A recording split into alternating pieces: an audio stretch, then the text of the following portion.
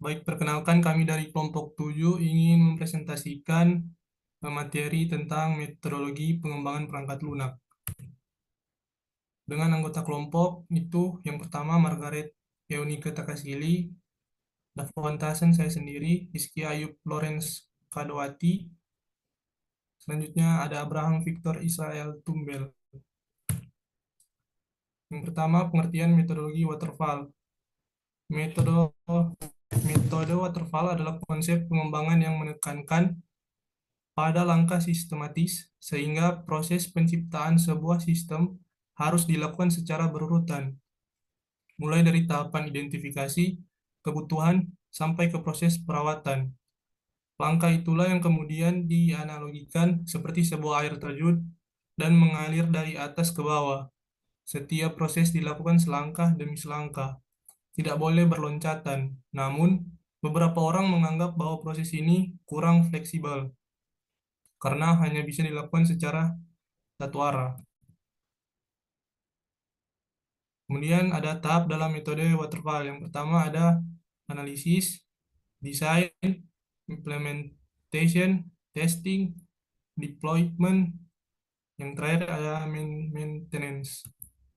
Selanjutnya sini ada tahapan metode waterfall. Analisis itu pada tahap ini tim pengembang perangkat lunak berkomunikasi dengan klien untuk memahami dan mendokumentasikan kebutuhan dan tujuan proyek. Hal ini termasuk mengidentifikasi masalah yang harus dipecahkan, tujuan bisnis dan kebutuhan fungsional dan non-fungsional yang harus diatasi oleh perangkat lunak. Kedua, ada desain. Setelah kebutuhan dianalisis, langkah selanjutnya adalah desain perangkat lunak. Pada tahap desain ini, dibuat arsitektur, perangkat lunak, dan desain sistem secara detail. Hal ini termasuk memilih teknologi, struktur database, antarmuka pengguna, dan spesifikasi lain. Selanjutnya akan dilanjutkan oleh teman saya, Iskia. Baik, tahapan metode waterfall yang selanjutnya adalah implementation. Tahap implementasi adalah di mana pengembang mulai menulis kode atau membuat perangkat lunak berdasarkan desain yang telah dibuat. Ini melibatkan penulisan kode, mengintegrasikan komponen, dan membuat sistem perangkat lunak yang sebenarnya. Tahapan selanjutnya adalah testing. Setelah implementasi selesai, perangkat lunak diuji secara menyeluruh untuk memastikan bahwa perangkat lunak tersebut beroperasi sesuai dengan spesifikasi yang ditetapkan. Ini termasuk pengujian unit, pengujian integrasi, pengujian sistem, dan pengujian penerimaan pengguna. Next. Tahapan selanjutnya adalah deployment. Setelah perangkat lunak dianggap siap dan berhasil melewati semua tahapan pengujian, perangkat lunak tersebut dapat diterapkan di lingkungan produksi atau ke tangan pengguna akhir. Konsolidasi melibatkan pemindahan perangkat lunak dari lingkungan pengembangan atau pengujian ke lingkungan produksi. Tahapan selanjutnya yaitu maintenance. Langkah terakhir adalah pemeliharaan perangkat lunak. Hal ini mencakup dukungan teknis, pemecahan masalah, pembaruan perangkat lunak, dan patching.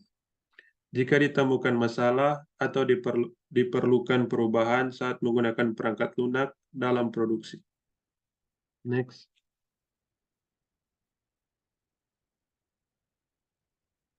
Selanjutnya, kelebihan dari metode waterfall. Yang pertama adalah dokumentasi yang baik, sistematis dan bertahap sehingga setiap informasi dan hasil akan tercatat dengan baik, serta terdistribusi kepada seluruh anggota tim dengan akurat dan cepat. Hal ini juga bermanfaat untuk memastikan dan mengecek kembali tugas dari setiap tim karena bisa menyesuaikan arahan dari dokumentasi yang ada. Selanjutnya, cocok untuk pengembangan software berskala besar. Metode waterfall populer untuk digunakan dalam pengembangan software berskala besar. Prosedur yang kompleks dan sumber daya yang besar akan lebih mudah terkoordinasi melalui metode ini. Namun, hal ini juga tidak menutup kemungkinan bagi pengembangan skala menengah atau kecil untuk menerapkan metode ini.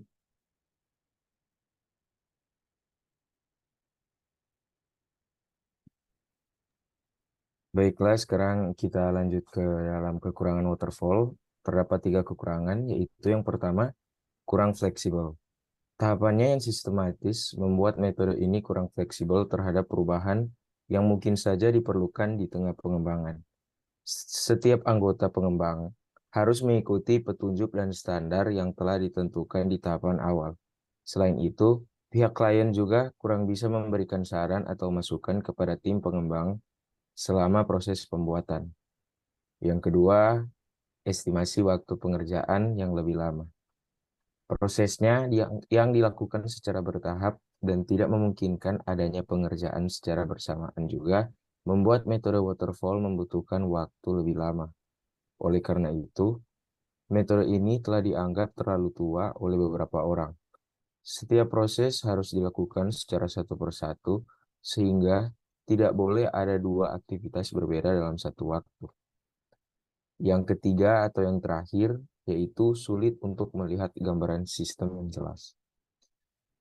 Pada penerapan metode ini, orang lain di luar tim pengembang tidak dapat melihat keseluruhan konsep dan fungsi sebuah sistem. Mereka hanya bisa melihat setelah seluruh tahapan selesai dilakukan, namun tidak pada proses pengembangan. Next. Sekarang kita masuk ke pengertian metode Agile. Metodologi Agile adalah pendekatan pengembangan perangkat lunak yang berfokus pada kerja kolaboratif, fleksibilitas, dan responsif terhadap perubahan. Pendekatan ini bertujuan untuk menghasilkan perangkat lunak yang berkualitas dengan cara yang lebih adaptif dan efisien daripada metodologi pengembangan tradisional seperti waterfall. Tahapan dalam metode Agile. Terdapat 6 tahapan dalam metode Agile, yaitu yang pertama, perencanaan, yang kedua, implementasi, yang ketiga, tes perangkat lunak, yang keempat, dokumentasi, yang kelima, deployment, dan yang terakhir, pemeliharaan. Sekarang kita masuk ke dalam tahapan metode Agile secara rinci. Yang pertama, perencanaan, di mana dalam perencanaan merupakan langkah di mana tim pengembang dan juga klien merancang apa saja yang dibutuhkan dalam suatu perangkat lunak yang hendak dibuat. Yang kedua, implementasi. Implementasi merupakan tahapan di mana para tim pemrograman melakukan pengkodean atau pengkodean pada suatu perangkat lunak. Next. Yang ketiga yaitu tes perangkat lunak. Tes perangkat lunak pada tahap ini, perangkat lunak yang telah diproduksi akan dites atau dicek yang menjadi tanggung jawab bagian kontrol kualitas supaya bug yang masih ditemukan dapat langsung diperbaiki agar kualitas perangkat lunak tersebut tetap terjaga. Yang keempat yaitu dokumentasi. Dokumentasi jika tahap tes perangkat lunak sudah selesai, kemudian dilanjutkan dengan proses dokumentasi yang mana tahap ini dimaksudkan untuk memberi kemudahan terhadap proses pemeliharaan atau maintenance ke depannya.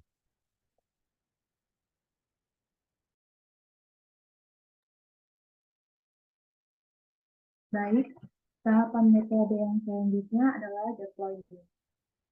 Deployment merupakan tahap yang dilakukan untuk menjamin kualitas perangkat lunak yang diciptakan dengan menguji kualitas sistem. Jika sistem yang diproduksi telah memenuhi syarat, perangkat lunak tersebut nantinya sudah siap untuk dikembangkan.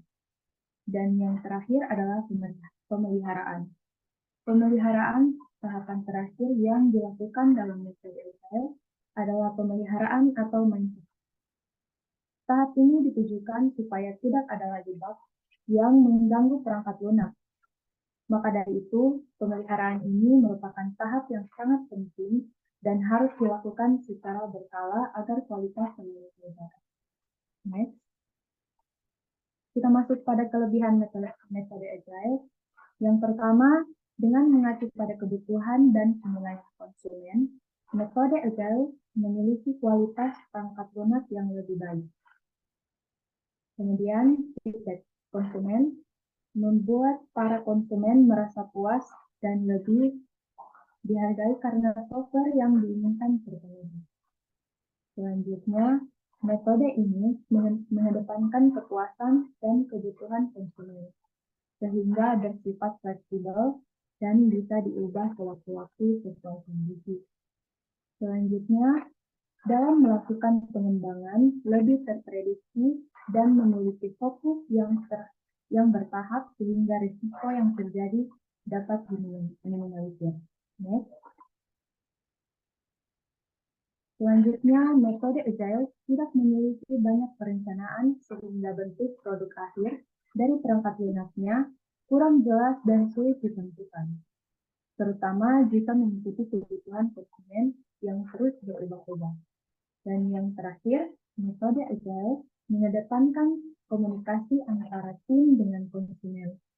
Hal tersebut membutuhkan komitmen tim yang tinggi dan akan menguras banyak energi seseorang.